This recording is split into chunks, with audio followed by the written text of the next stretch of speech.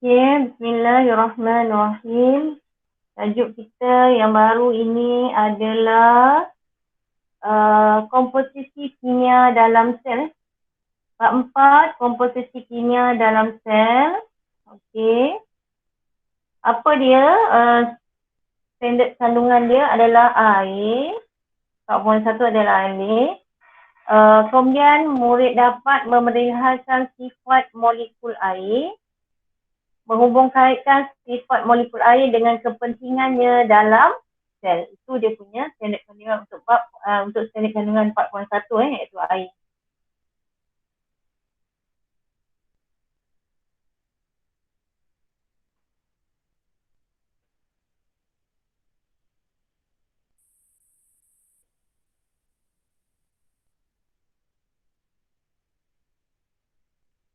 Okey.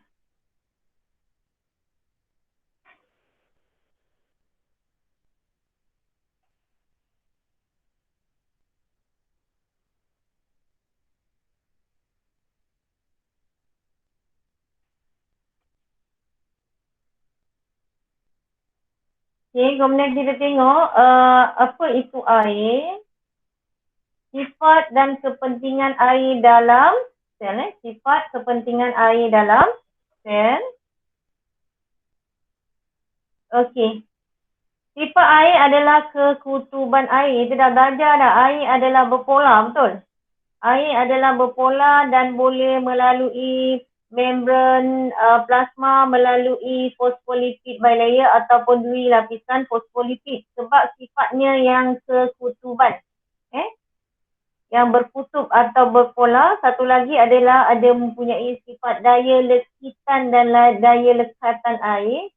Dan satu lagi ialah muatan haba tentu. Ada 3 sifat air, kekutuban, kekutuban, daya lekitan dan daya lekatan air, dan satu lagi ialah muatan haba tentu. Okey.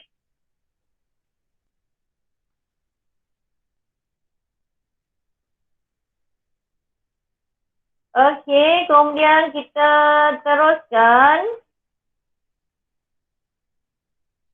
kekutuban air. Kekutuban.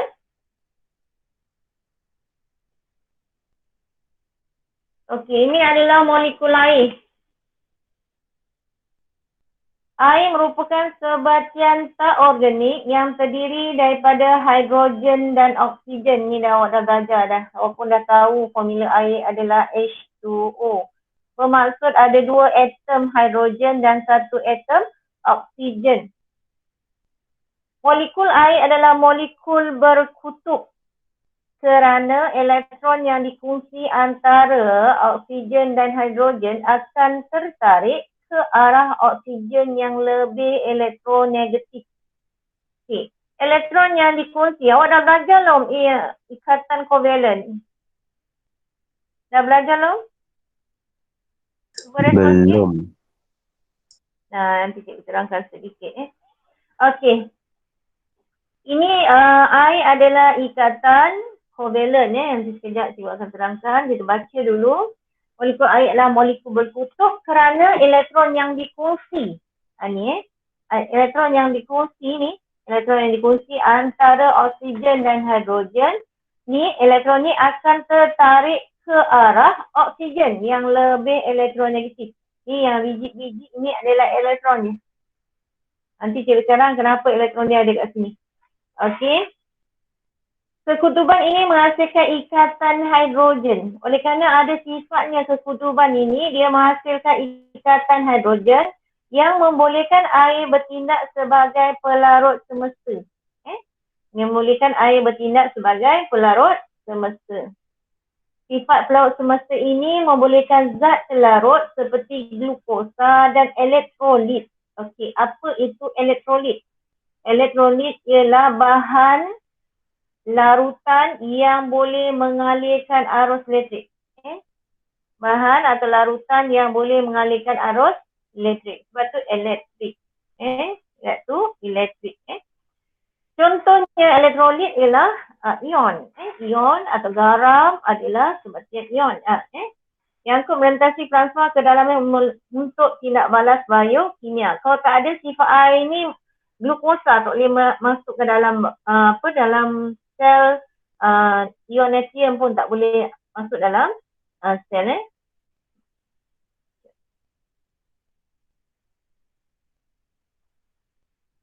Okey. Kemudian kita tengok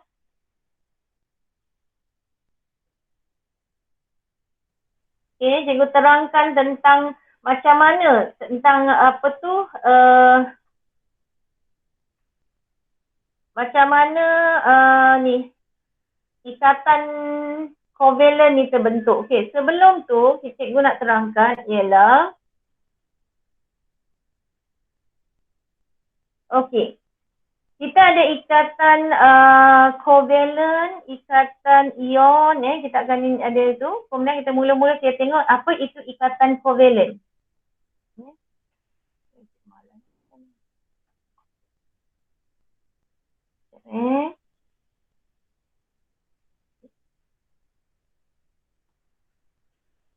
Okey, cikgu pakai pen ni je. Kecil dah ni nampaknya. Okey. Kita ada hidrogen dengan oksigen. Kita tahu nombor proton hidrogen ialah 1. Dah belajar nombor proton belum? Tolong respon kalau cikgu cakap ni. Dah. Kita dah belajar. Dah? Nombor proton dah kan? Dah. Dah Nombor proton hidrogen ialah 1. Ni nombor protonnya. Okey, oksigen ada berapa nombor proton? 7. Ada 8 Okey, kemudian kita tengok susunan elektron. Susunan elektron untuk hidrogen ialah 1, betul? Oksigen berapa? 2.6, betul? Maknanya petala pertama ada 2, petala kedua ada 6. Maknanya dia adalah berada pada kala kedua. Dan dia adalah kumpulan ke-16. Belajar dah belajar?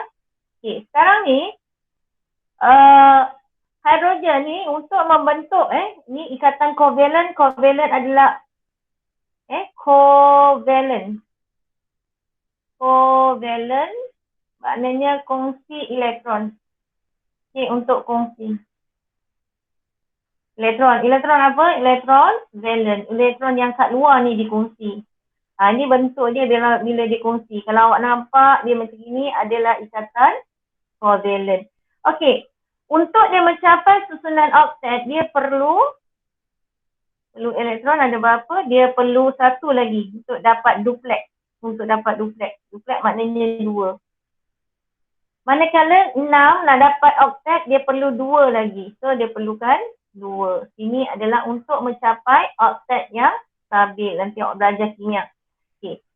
Kemudian, kalau kita tengok kat sini, macam mana dapat formula H2O ialah kita silangkan gini, kita akan dapat bahawa hidrogennya 2, oksigennya 1. Okay. Sekarang kita nak lukis susunan elektron ni. Kita lukis bulat.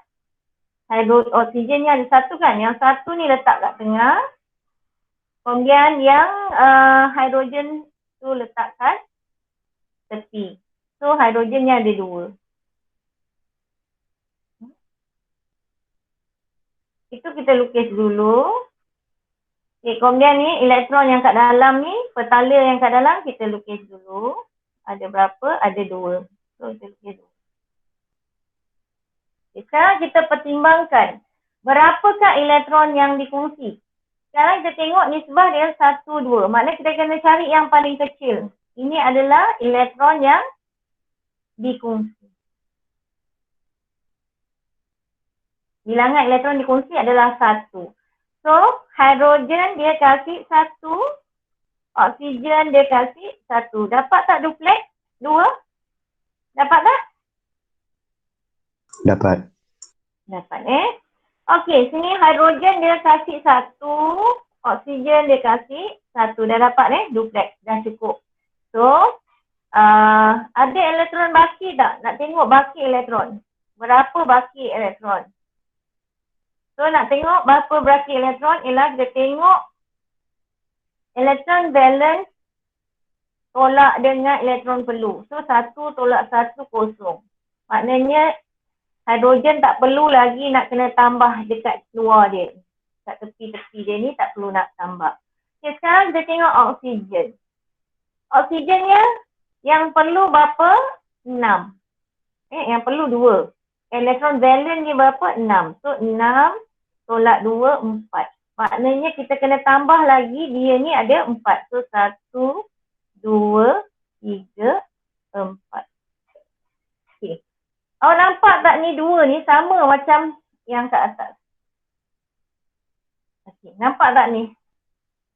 Nampak tak? Ada 2 pasang elektron. Nampak tak? Nampak. Nampak Okey. Itulah keadaannya kenapa dia ada 2 elektron, pasangan elektron yang tak terikat dengan mana-mana atom. Macam ni dia terikat kan? Okey. Sebab itu oleh kerana dia ni elektron, maka dia adalah negatif. Ia ni positif. Bila seorang jadi negatif, seorang lagi akan jadi negatif. Sebab itulah dia cakap tadi,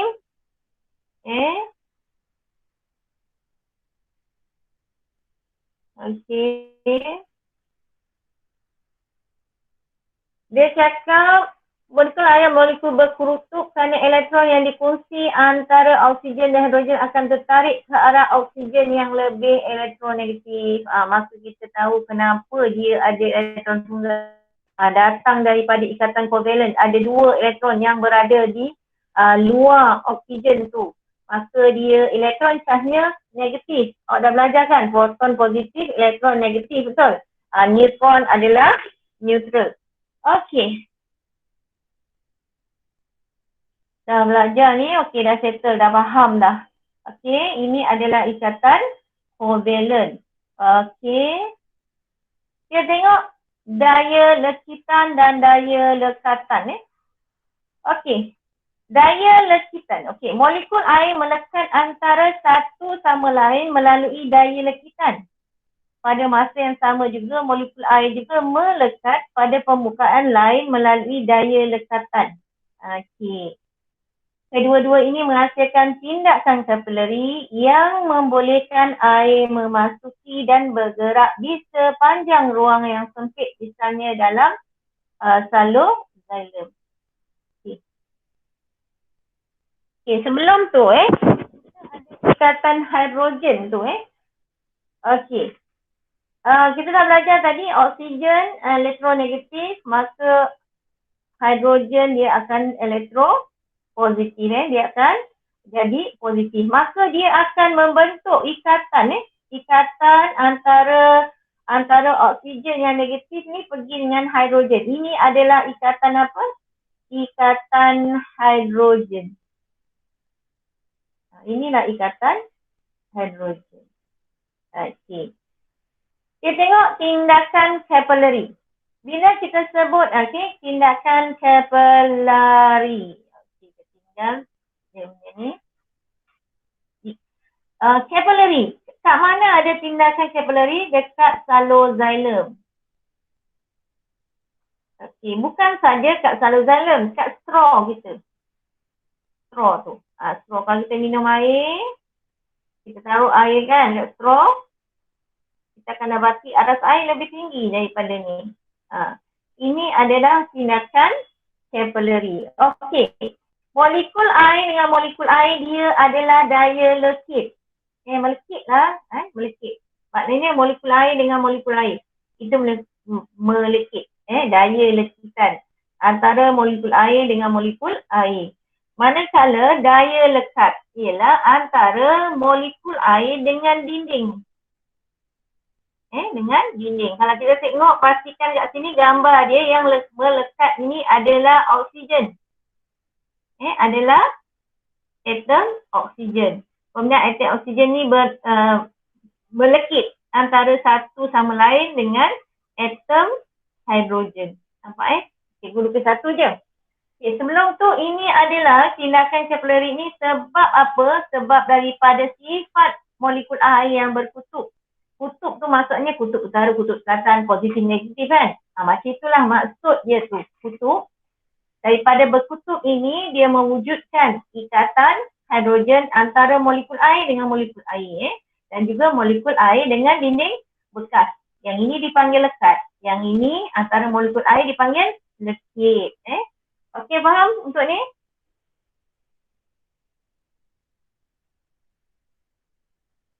Faham tak ni? Senyap? Faham dulu. Okey. Molekul haba tentu air. Air mempunyai muatan haba tentu yang tinggi iaitu sebanyak 4.2 kJ per kilogram per darjah Celsius. Itu maksudnya apa? Ini bermaksud 4.2 kilojoule tenaga haba diperlukan untuk menaikkan suhu 1 kilogram air sebanyak 1 darjah Celsius. Nak naikkan suhu 1 kilo air tu sebanyak 1 darjah Celsius, dia perlukan 4.2 kilojoule. Kilo kat situ, kilojoule. Maknanya banyak tenaga diperlukan, tenaga haba. Bermaksud air menyerap banyak tenaga haba dengan kenaikan suhu yang kecil. Ini sangat penting untuk mengekalkan suhu badan. Okey, itu muatan haba tentu. Fungsinya adalah apa? Untuk mengekalkan suhu badan, maintain body temperature. Kenapa dia? Kerana dia boleh menyerap haba yang banyak. Okey, satu contoh adalah bila kita berpeluh. Bila kita berpeluh, okey, lepas exercise, suhu badan kita apa? Suhu badan kita apa? Lepas kita berpeluh. Turun. Lepas kita exercise, suhu badan kita apa? Menaik. Naik kan? Okey, lepas suhu badan naik, apa yang berlaku lepas exercise? Selain suhu badan naik.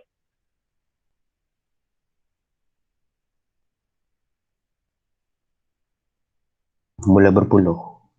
Berpeluh, okey. Lepas berpeluh kita rasa apa? Sejuk sikit. Sejuk sikit. Kalau kita tak kipas angin pun dia akan jadi sejuk juga. Okey. Kita tengok kita muatan haba tentu ni. Okey, bila kita berpeluh, ni kulit kita ada kelenjar peluh. Dia akan keluarkan peluh kat sini.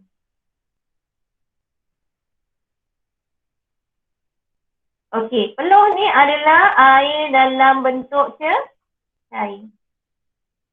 Dan dia akan boleh tersejat jadi air dalam bentuk. Macam mana air daripada badan kita boleh jadi air dalam bentuk gas? Adalah kerana molekul air ni akan menyerap haba daripada badan. Serap haba daripada badan. Yang haba diserap.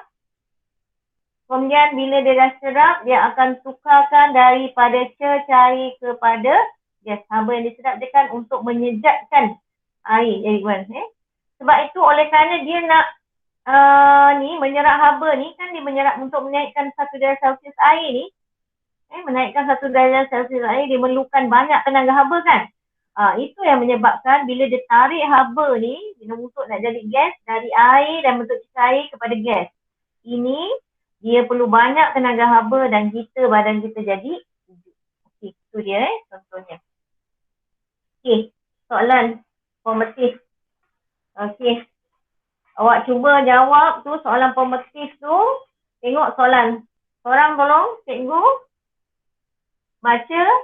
Dan cikgu cerak dengan buku teks tadi kan. Okey, seorang baca dan kasih jawapan. Okey, cikgu nak Muhammad Fikri. Fikri ke? Fik ni?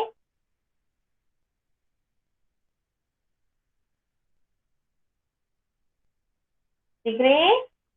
Fik?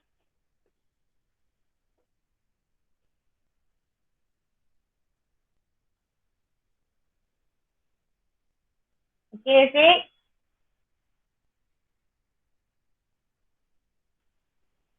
Tak jawab. Rafiki.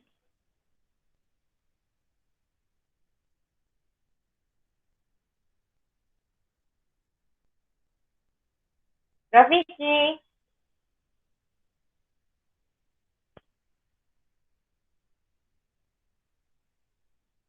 Rafiki.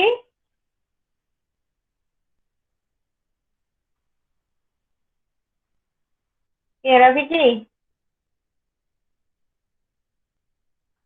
Okey, siapa nak jawab?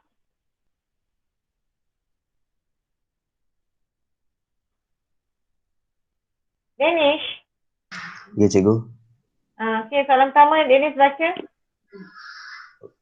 Apakah ikatan kimia yang terurai semasa air berubah kepada cecair daripada cecair kepada wap air? Baca apa dia? Ikatan hidrogen. Ikatan hidrogen. Sebab antara molekul air dengan molekul air tu ada daya lekitan, betul? Daya lekitan tu adalah disebabkan oleh ikatan hidrogen. Kenapa wujudnya ikatan hidrogen? Fitria. Kenapa wujudnya ikatan hidrogen?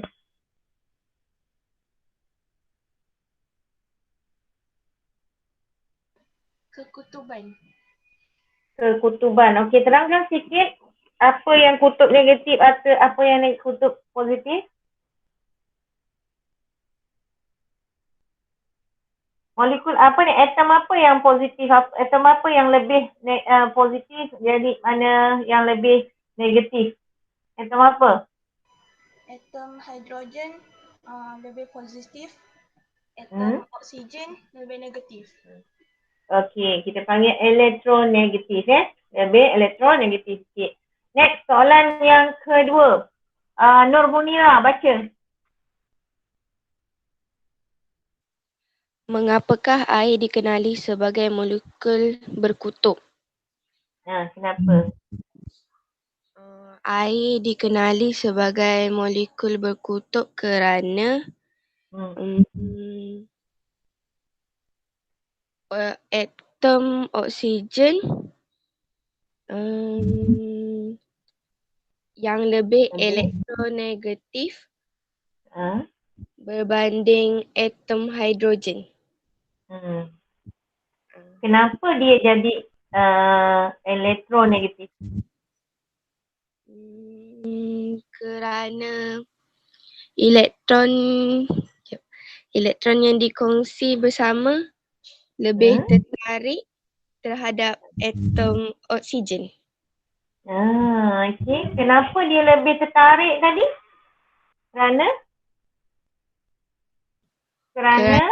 hujung atom oksigen lebih separa negatif ke negatif?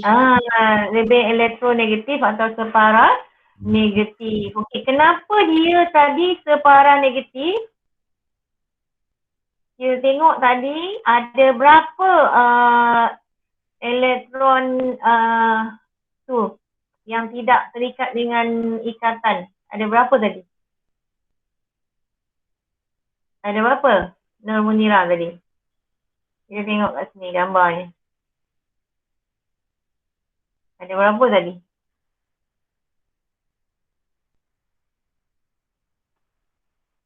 Okey, ada berapa? Ada? 2. Ada empat. Dua pasang. Jadi 4 elektron lah. 2 pasang elektron kita panggil lone lone pair elektron lah Okey, itu dia. Sekarang kita tengok soalan yang berikutnya. Tadi soalan yang kedua. Ketiga, Alia pula. Okey, Alia.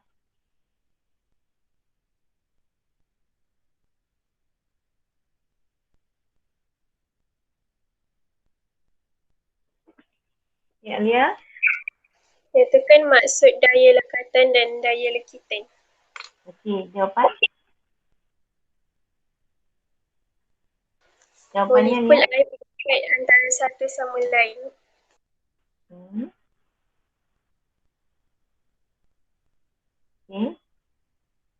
Dari lekatan. Molekul air melekat pada permukaan lain. Okey. Yeah. Okey, soalan yang berikutnya. Hafizah.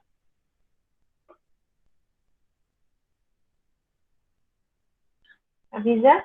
Okey. Terangkan bagaimana berpeluh membantu menurunkan suhu badan. Okey. Apabila badan kita berpeluh, penjatan peluh dekat permukaan kulit akan menggunakan tenaga haba daripada badan dan menjadikan badan kita jadi sejuk. Okey, itu konsep ciri air yang mana? Ciri air ada 3 tadi kan? So ciri air mana yang kita gunakan? Muhammad Faraiz.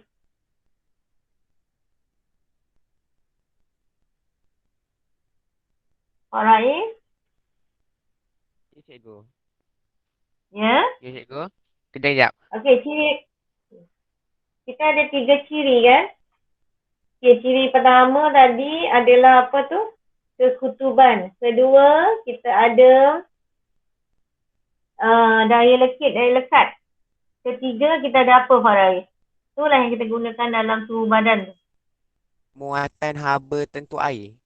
Okey, muatan haba tentu air. Bagus So kita tengok kita punya point lagi.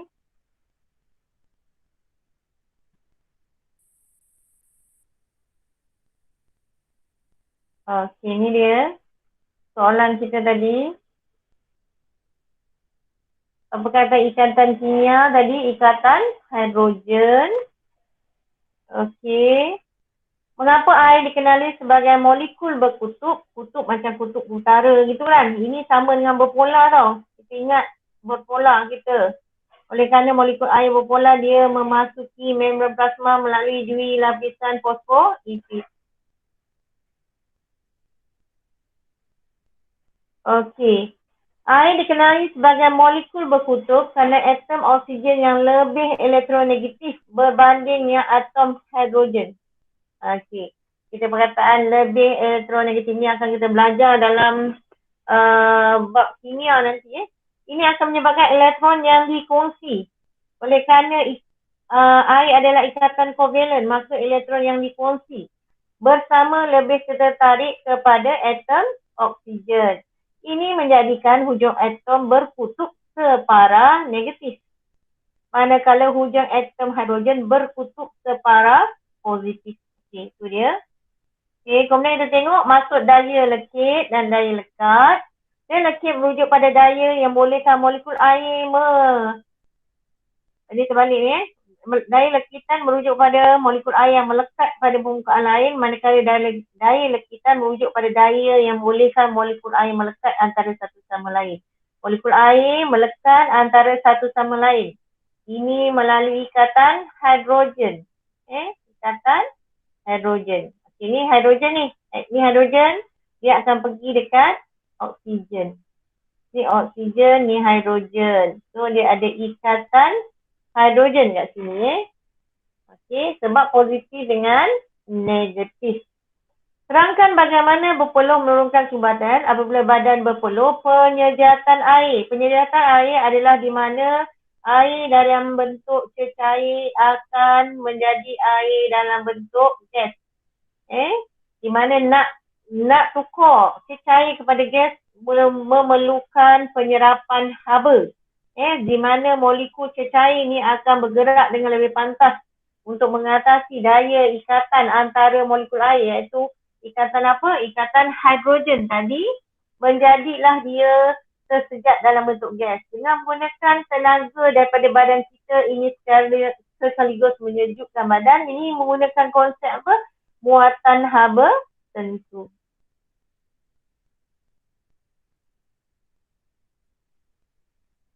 Okey. Ni awak akan belajar dalam fizik juga muatan haba tentu ni. Okey. Kemudian kita tengok yang kedua adalah karbohidrat. So standard pembelajaran kita menyaraikan ciri dalam karbohidrat, unsur banyak atom lah apa yang ada dalam karbohidrat. Menjelaskan jenis karbohidrat, kita ada monosakarida, disakarida dan polisakarida. Mengkonsepsikan pembentukan dan penguraian disakarida dan polisakarida. Menulis dan menerangkan persamaan perkataan. Persamaan perkataan. Dalam perkataan dia, tak payah formula. Bagi pembentukan dan penguraian disakarida. Okey, kita tengok yang pertama, karbohidrat. Sebatian organik ialah sebatian kimia yang mengandungi unsur karbon. Sebatian yang besar dan kompleks membentuk makromolekul. Mikro ni besar, mikro mikroskop, mikroorganisme, mikro kecil. Ini makromolekul adalah polimer yang terdiri daripada molekul-molekul kecil yang dikenali sebagai monomer, iaitu binaan asas. Ini kita akan belajar dalam kimia. Karbohidrat, protein dan asid nukleik merupakan polimer sebatian organik. Karbohidrat adalah penting sebagai sumber tenaga dan bahan asas struktur setengah organisma. Karbohidrat ialah sebatian organik yang terdiri daripada unsur karbon, hidrogen dan oksigen dalam nisbah 1, nisbah 2, nisbah 1. Formulanya ialah CH2ON. N tu huruf kecil. Okay, kita tengok apa itu sebatian organik dulu. Sebatian organik. Sebatian organik adalah sebatian yang berasal atau originated from living things. Daripada benda hidup, berasal daripada benda hidup. Contohnya tebu. Tebu tu gula. Gula berasal daripada tebu, maka gula adalah bahan organik. Kapas. Kapas adalah bahan organik kerana dia berasal daripada pokok kapas. Itu contohnya lah. Okey. Apa ciri dia? Ciri pertama ialah originated from living things ya. Satu lagi organik. Organik bermakna ialah mengandungi ikatan karbon dengan hidrogen. Apa saja yang ada ikatan hidrogen dengan karbon itu adalah organik. Contoh nanti awak belajar dalam kimia, alkana, metana, metanol, asal ada tu ada ikatan karbon hidrogen, dia ada organik. Tapi adakah karbon dioksida sebatian organik? Cuba tengok. Formula karbon dioksida. Adakah karbon dioksida sebatian organik?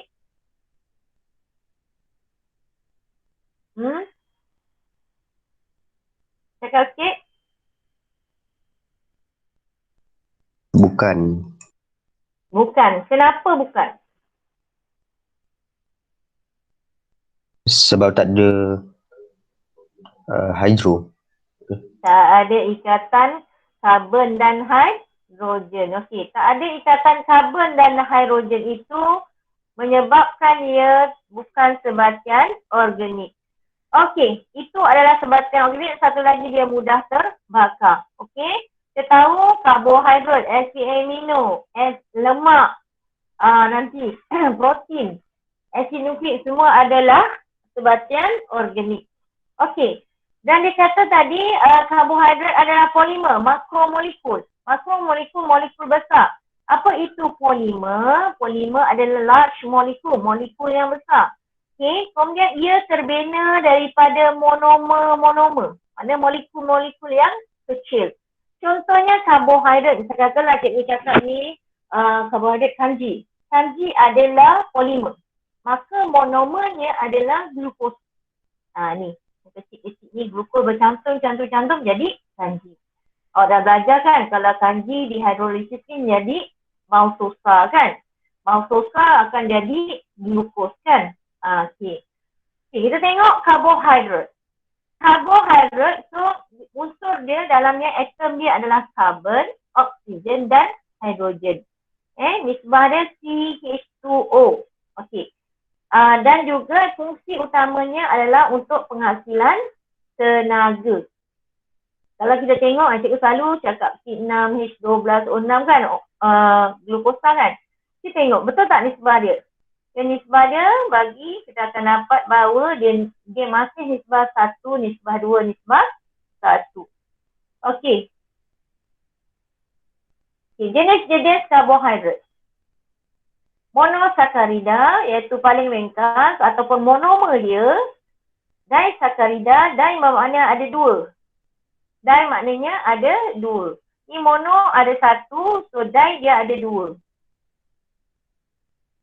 Dan satu lagi ialah polisakarida, maknanya dia ada banyak. Poli maknanya banyak. Macam cikgu tulis tadi, polimer, ini ada satu. Okey. So dia monosakarida, disakarida, polisakarida. Okey.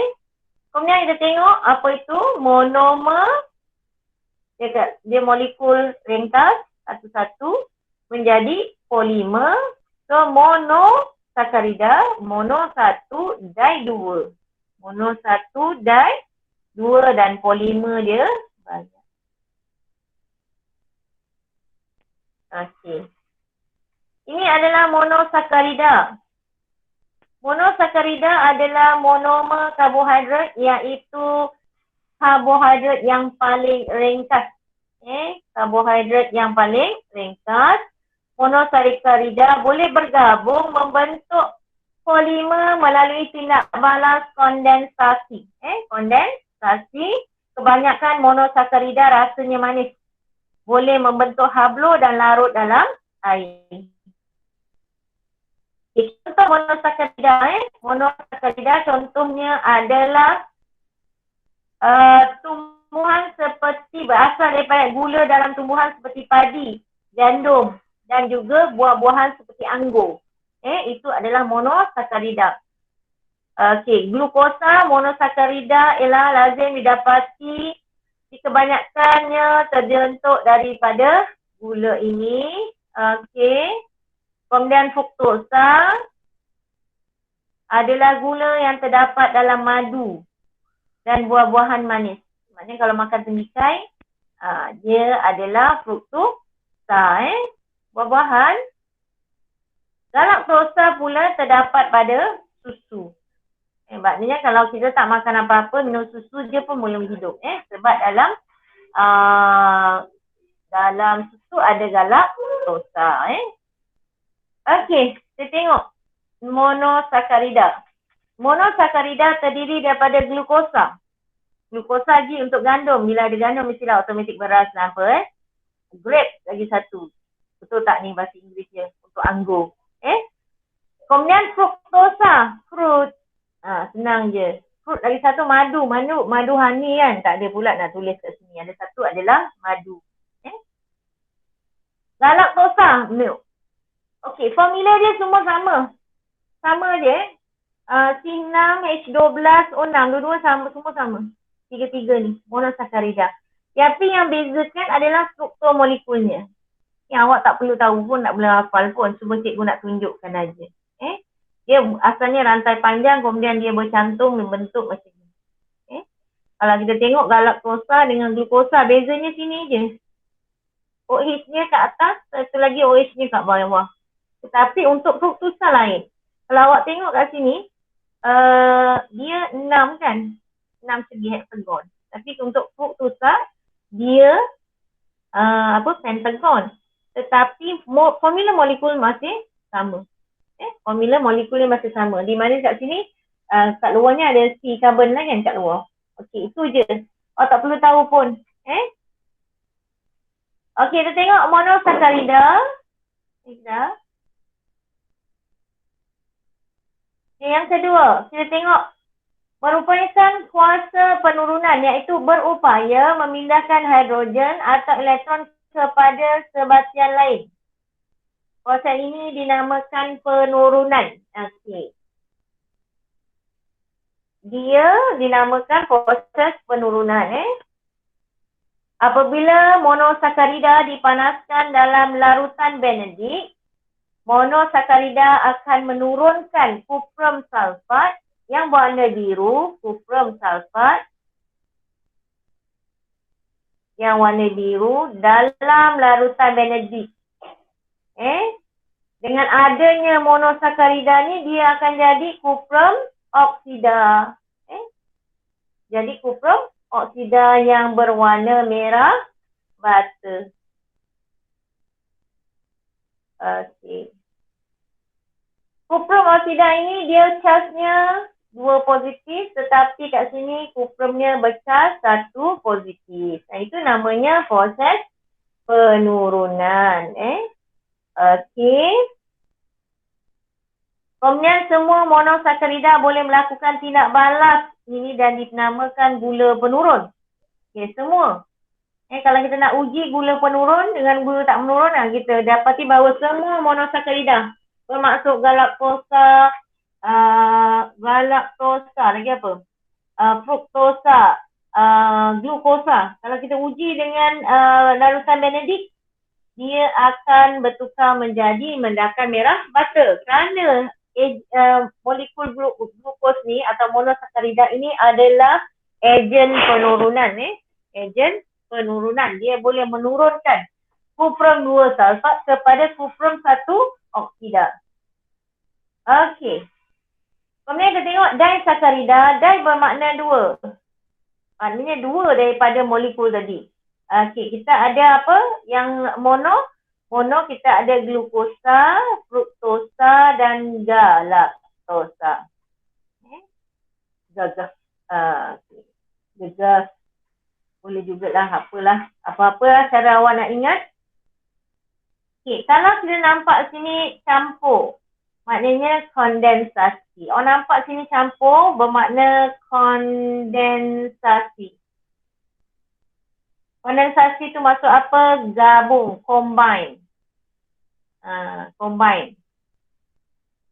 Yang pastinya ada air dihasilkan, kondensasi, ada air. Kita tengok kalau air tutup periuk tu proses kondensasi kan.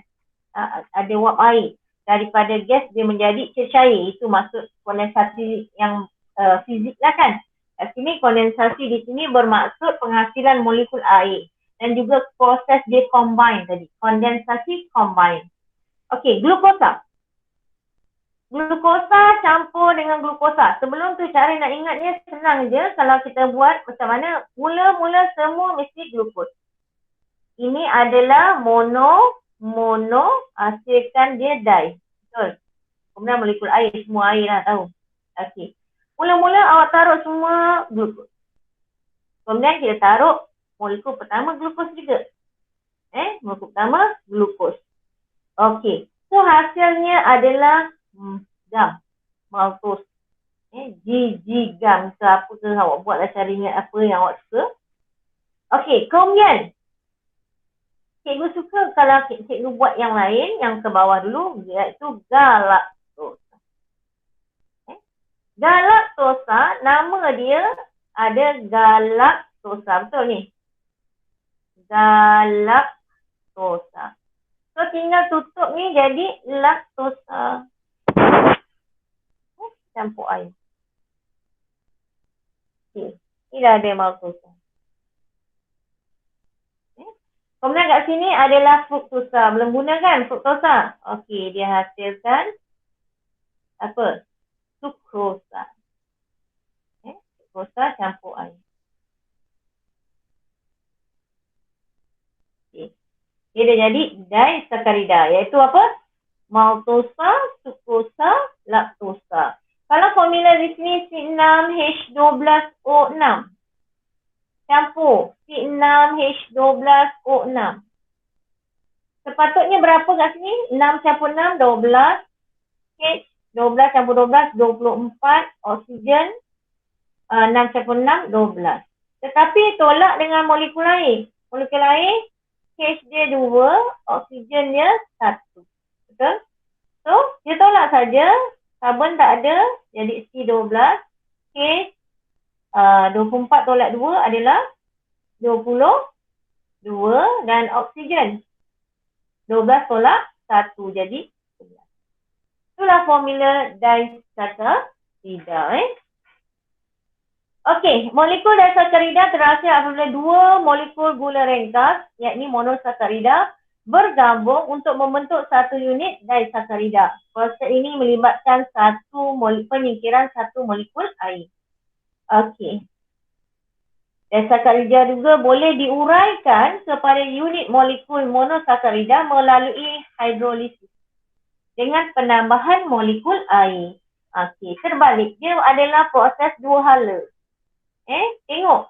Kalau kita tambah air, kemudian ni molekul disakarida, jadinya asalnya 2, jadi 1. Ini adalah proses urai. Kita hidrolisis. Hidrolisis maknanya pecah. Pecah atau urai. Urai dengan menggunakan molekul air. Maknanya kena tambah air. Maltosa campur air. Dia jadi terurai. Ini adalah dengan penambahan satu molekul air. Okey, kemudian kita tengok apa itu sukrosa terdapat dalam tebu, buah-buahan manis dan gula bit. Sukrosa terdapat kat mana? Okey, sukrosa terdapat dekat tebu dan gula bit. Buah-buahan manis dan juga gula bit. Okey. Polisakarida. Cikgu lupa nak cakap kalau laktosa tu ada kat mana? Laktosa ada pada susu lah. Laktosa ada pada susu. Okey, polisakarida pula adalah gula polimer yang terdiri daripada monomer monosakarida. Banyak. Maknanya kat sini glukosa lepas panjang Disakarida, polisakarida terbentuk melalui proses kondensasi dan beratus-ratus monosakarida untuk membentuk rantai molekul yang panjang. Sama juga. Daripada satu ni nak jadi polisakarida, panjang lagi, ia melalui proses kondensasi dengan pembebasan molekul air. Okey, tengok sini. Ada berapa ikatan? Kalau ada satu molekul air. 1, 2, 3, 4, 5. Kalau cikgu baru buat 5, maknanya 5 molekul air akan terbebas. Okay, itu contohnya lah. Tidak larut dalam air kerana saiz molekulnya yang besar. Tak larut dalam air. Polisakarida tidak punya rasa manis dan tidak menghablur. Tak macam gula tadi. Gula tu boleh menghablur. Kalau kita tengok gula kat rumah kita dapati dia macam garam tu kan. Bentuk kristal. Itu maksudnya hablur. Tidak menghablur, polisakarida juga boleh diurai melalui hidrolisis dengan bantuan asid cair, pendidihan dan juga tindakan enzim. Maknanya macam katalah kanji. Kanji ni boleh kita uraikan balik kepada glukosa dengan kehadiran enzim contohnya. Ataupun dengan bantuan apa tadi? Hidrolisis dengan bantuan asid cair. Okey. Polisakarida memainkan pelbagai peranan dalam organisme. Kita tengok kepentingan karbohidrat dalam sel. Sumber tenaga, contohnya glukosa. Sebagai simpanan makanan, contohnya glycogen dalam sel haiwan dan juga kanji dalam sel tumbuhan. Macam kita, makanan simpanan kita adalah dalam bentuk glycogen, bukannya kanji. Sebagai struktur sokongan seperti selulosa pada dinding sel. Dinding sel terbina daripada selulosa supaya dia bersifat tegar dan kuat kan. Sebab itulah dipanggil struktur sokongan tadi. Itu dinding sel kita bersifat kuat dan tegar. Kenapa dia kuat dan tegar? Sebab ada selulosa. Okey. Kemudian, inilah dinding selnya. Struktur utama dalam dinding sel tumbuhan. Okey, kanji adalah polisakarida simpanan utama dalam tumbuhan. Sebab itu kita makan nasi. Sebab dalam beras tu atau nasi tu ada kanji. Kanji juga didapati dalam kloroplas. Selain didapat dalam sitoplasma, dalam bintil kanji tu, kat sitoplasma ada bintil kanji. Dekat kloroplas juga ada kanji. Sebab apa? Sebab fotosintesis berlaku di kloroplas. Sumber bijiring, ubi kentang dan kekacang. Okey. Glycogen adalah polisakarida simpanan terutamanya terdapat dalam sel otot dan juga sel hati haiwan. Sel hati kita pun disimpan. Glycogen disimpan di hati dan juga di otot. So, kalau kita tulis glycogen,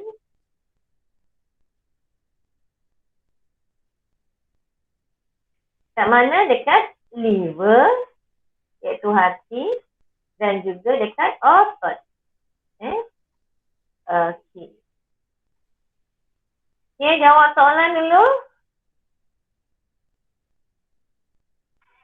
Kita tengok soalan. Okey, bacakan soalan pertama. Ani.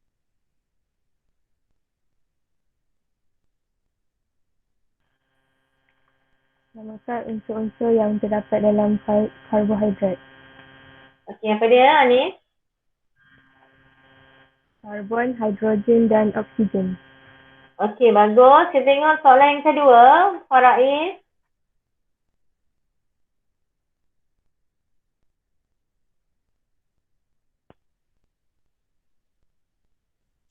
Senaraikan Right, jenis-jenis Faraiz. karbohidrat utama. Okey, apa dia? Karbohidrat ada 3 kelas kan? Monosakarida, disakarida dan polisakarida. Okey, good. Okey, soalan yang ketiga. Hafiza. Berikan contoh-contoh gula penurunan dan gula bukan penurunan. Okey. Apa dia? Contoh gula penurunan ialah glukosa, galaktosa dengan fruktosa, maltosa dan laktosa. Gula bukan penurunan ialah sukrosa. Okey, ada satu je yang bukan gula penurun kan? Satu je, iaitu sukrosa. Daripada monosakarida dengan disakarida ada satu saja yang bukan gula penurun, iaitu sukrosa saja. Okay, good. Next, Nur Saiha. Terangkan mengapa sukrosa merupakan gula bukan penurun. Kerana sukrosa tidak termasuk dalam monosakarida. Tidak termasuk dalam monosakarida, tapi laktosa pun bukan monosakarida, dia disakarida, tapi dia masih dapat menurunkan. Kenapa dia tak dapat? Kenapa sukrosa tu bukan gula penurun? Mesti kena terangkan apa dia. Dia tidak dapat apa?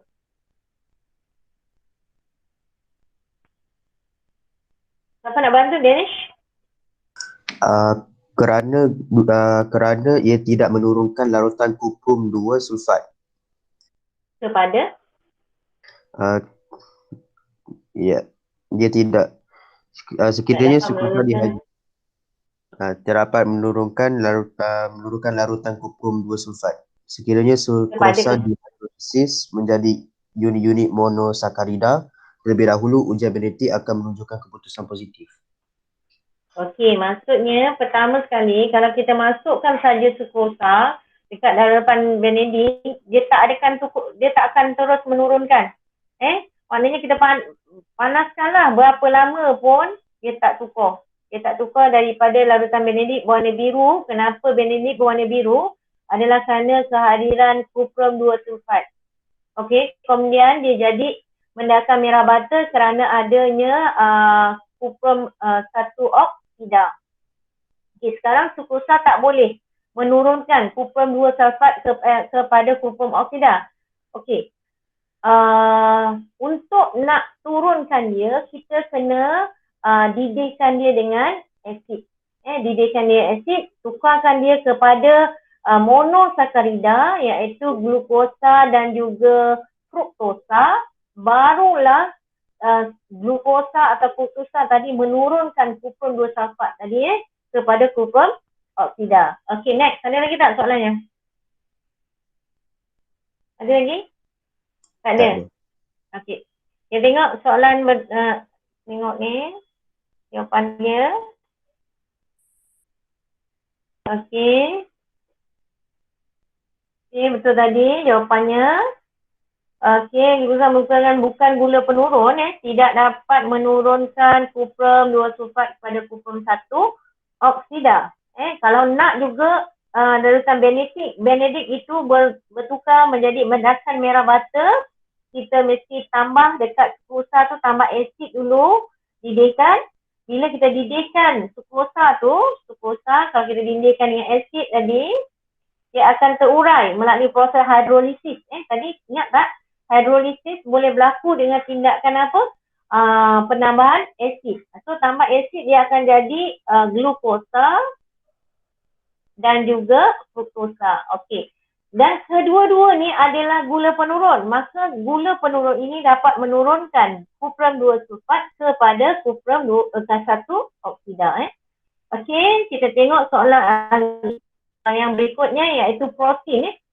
Standard pembelajaran menyenaraikan unsur-unsur dalam protein, mengkonsepsikan pembentukan dan penguraian dipeptida dan polipeptida, menulis dan menerangkan persamaan perkataan bagi pembentukan dan penguraian dipeptida.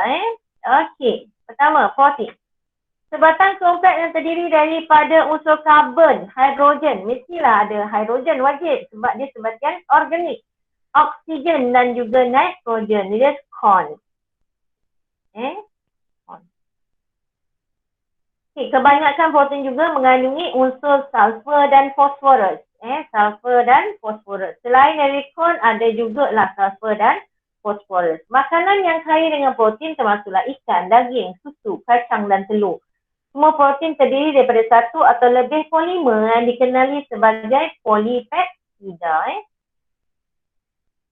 Setiap polipeptida dibina oleh monomer kecil yang dikenali sebagai asid amino. Tadi kita dah cakap bahawa polimer, karbohidrat polimer, protein polimer.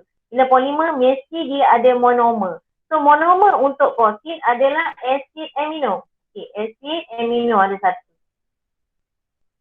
Bila dia bergabung jadi dua, dia dinamakan dipeptida.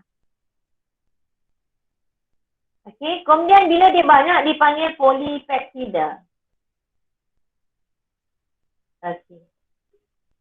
Sama macam lebih kurang sama dengan karbohidrat juga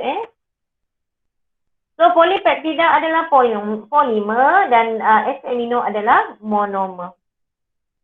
Satu polipeptida boleh terdiri daripada 50 hingga beribu-ribu molekul asid amino. Cikgu sikit je tu. Sekarang dia adalah makromolekul. Asid amino terangkai bersama melalui proses kondensasi. Okey. Nak jadi monomer, nak jadi polimer melalui proses kondensasi. Apa itu kondensasi? Combine. Dengan adanya pembebasan, kondensasi adalah pembebasan air. Kalau kita ada asid amino campur dengan asid amino hasilkan dipeptida. Okey, bermakna mesti ada molekul air kat sini. Ini namanya proses kondensasi. Okey. Itu dia dipeptida campur air. Dan juga dia boleh diterbalikkan juga prosesnya dengan kehadiran prosesnya adalah hidrolisis dengan kehadiran molekul air, hidroair. Mana kena tambah air. Tadi kondensasi terbentuk air. Sekarang ni hidrolisis pecah dengan menggunakan molekul air. Dipeptida terdiri daripada dua molekul asid amino yang serangkai bersama-sama dengan ikatan peptida. So asid amino dengan asid amino. Ikatan ini namanya ikatan peptida. Tadi kita belajar ikatannya apa? Ikatan hidrogen, betul? Sekarang ini namanya ikatan peptida. Okay. Dalam proses ini satu molekul air disingkirkan. Kondensasi, combine dan pembebasan molekul air. Okey, seterusnya boleh merangkai lebih banyak asid amino untuk membentuk satu rangkai polipeptida. Okey. Ini adalah struktur molekul satu asid amino. di mana ada carbon, ada C8, ni kalau belajar kimia COOH. Okey, ni formula dia. Ni komponen karboksil. Ni komponen amina. Ni komponen apa namanya? Aril itu itulah. Setiap dipeptida boleh diuraikan kepada asid amino melalui proses hidrolisis. Terdapat kira-kira 20 jenis asid amino yang wujud secara semula jadi. Pelbagai jenis molekul polipeptida. Macam kita monosakarida kita hanya ada 3. Tetapi kalau untuk asid amino ada 20. Masya Allah. Saya tak ingat ni. Pelbagai jenis molekul polipeptida dapat dibentuk daripada 20 jenis asid amino. Ini adalah kerana setiap jenis protein berbeza daripada segi urutan asid amino dalam rantai polipeptidanya. Kepentingan protein dalam sel digunakan untuk membina sel-sel yang baru, membaiki tisu yang rosak, untuk sintesis enzim, hormon, antibodi dan hemoglobin. Okey. Protein juga membentuk bahan binaan seperti keratin pada kulit. Kulit kita dibina daripada keratin. Kolagen pada tulang. Dan juga miosin pada tisu otot. Okey.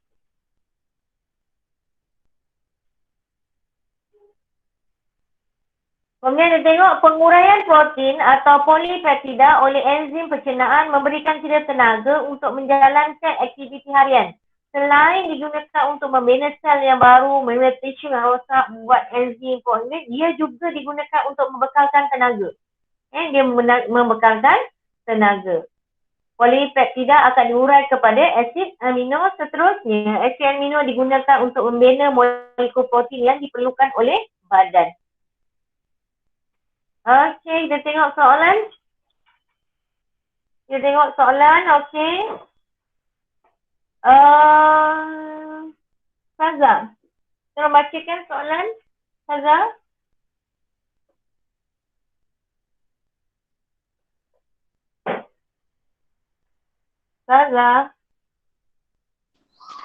Nyatakan monomer bagi protein. Apa dia? Asid amino. Okay, good. Next. Aidil. Namakan tindak balas yang membentuk dipeptida. Okey, apa dia? Kondensasi. Ada berapa? Okey, ada berapa dipeptida, ada berapa asid amino, Aidil?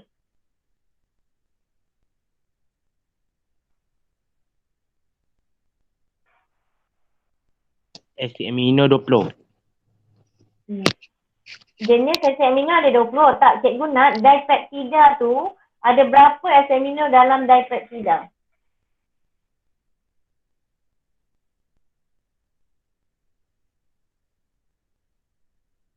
Dipeptida. Dalam dipeptida ada berapa? Ada berapa? 2. Ada 2. Good. Okay. Next. Soalan yang seterusnya. Rina. Nyatakan 2 kepentingan protein. Okey, apa dia? Membina sel baru, membaiki tisu yang rosak. Lain? Membaiki tisu lain yang rosak. Okey, Diana pula. Fungsi protein yang lain.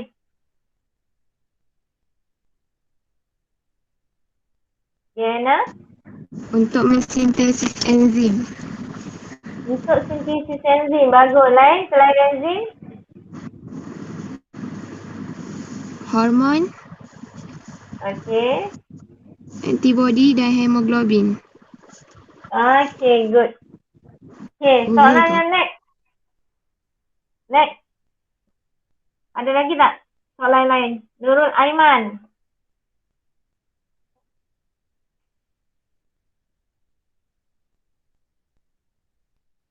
Nurul Aiman. Terangkan kesan kekurangan protein dalam diet seseorang terhadap rambut dan kuku individu tersebut. Okey, rambut. Okey, apa kesannya kalau kurang? Rambut ada apa? Gugur. Kenapa? Kenapa? Sebab kurang? Rambut dibina daripada apa?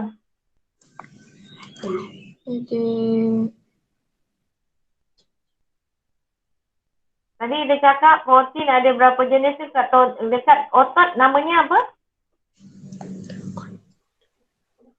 Kat otot myosin kan? Myosin.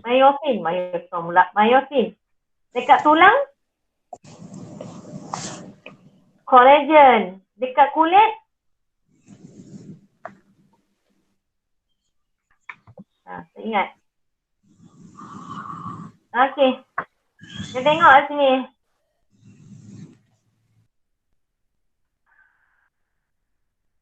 Keratin pada kulit.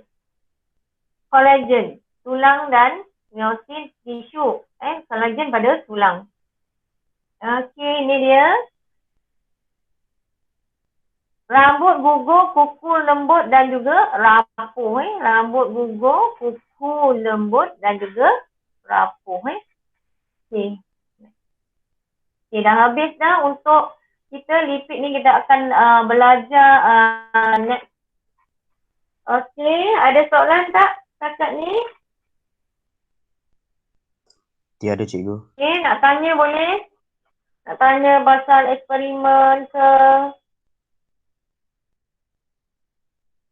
Nak luahkan perasaan ke?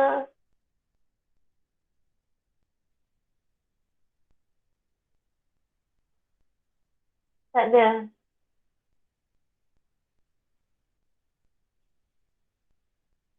Okey, sebab ada cikgu tanya sekali jalan.